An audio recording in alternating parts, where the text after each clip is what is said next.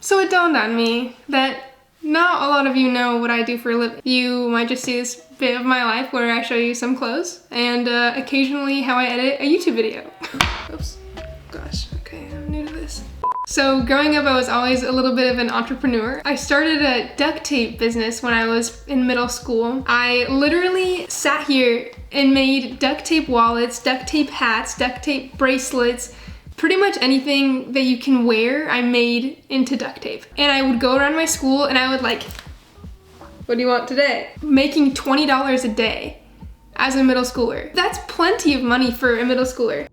You guys, I just found a duct tape wallet that I made. I want to show you just how detailed I was about this stuff.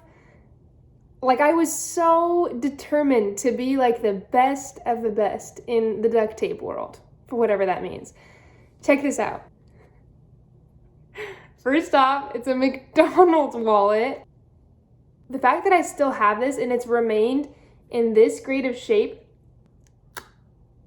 it's for your coins. Just so we know how much of a businesswoman I am, I was selling these little guys, and another hidden thing over here.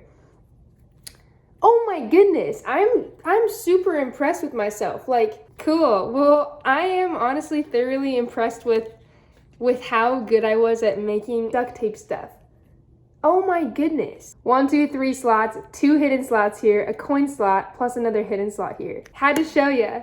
I wanted to like work. Then I started really getting into hacky sacks. Okay, if you know, you know. I loved hacky sacks. I was like, I was obsessed. And so I started making little hacky sacks and selling them. I'd go to Joann's, buy a little 3-yard thing of fabric and come home and just like start cutting and sewing. And my dad got me sand from like this big sand hill, and like, all that to say, entrepreneur was in my blood. Did I mean to say being an entrepreneur?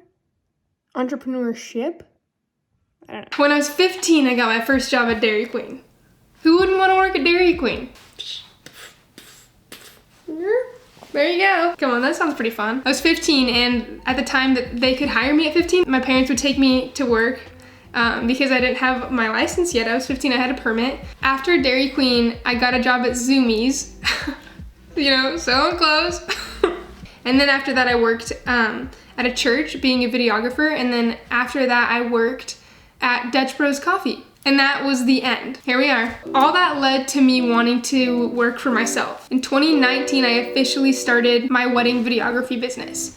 I started making wedding films in high school. When I still worked at a church and worked at Dutch Bros, I was promoting and making wedding films.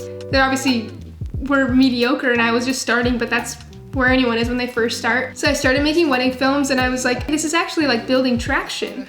And then in 2019, I was like, I think I need a website. And I made it by myself, which was a big step for me because I've never done any sort of technical thing like that.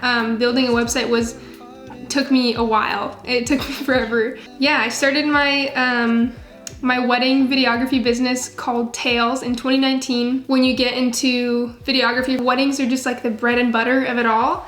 And you make really good money doing it, and so I started there. I started getting more into elopements, and I love elopement style films and destination films. They're absolutely beautiful. And then I started making TikToks. At first it was just like, I made a couple of really silly ones, and then I had this moment where I was like, there was a trend going around. And the trend was like, this is for you big, fat, white, nasty, smelling, fat. 2 minutes. You get it. That TikTok was trending, and I had this moment where I sat down and I was like, oh my gosh, I have an idea. Mr. Krabs, I have an idea. Practicing in front of the mirror versus reality. That one took off.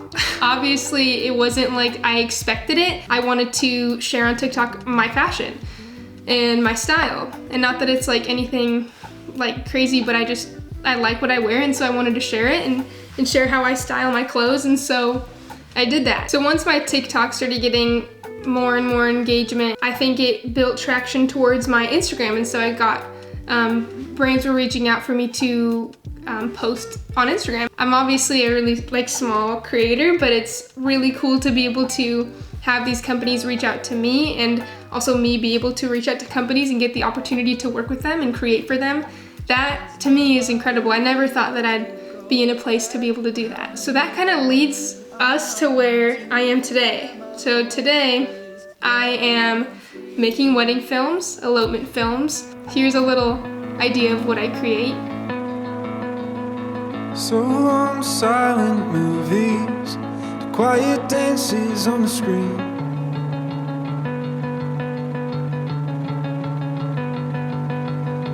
So long to burning slowly, smelling sweat and kerosene.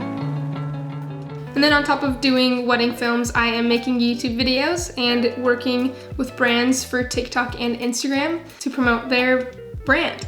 Every day looks a little different. I sell clothes too, forgot to mention that. That's really cool, and a little newfound hobby that I started doing when quarantine hit, or when Corona hit. That's where I'm at today. If you or anyone you know are getting married, I'd love to work with you. I listed my website down below, so if you wanted to check it out and check out some more of my films, be sure to do so. Thank you so much for watching. If you guys enjoyed this video, please make sure to give it a thumbs up and don't forget to subscribe. Be sure to hit that notification bell so you don't miss out on any future videos. Thank you so much for watching, and I'll see you guys next week with another new video.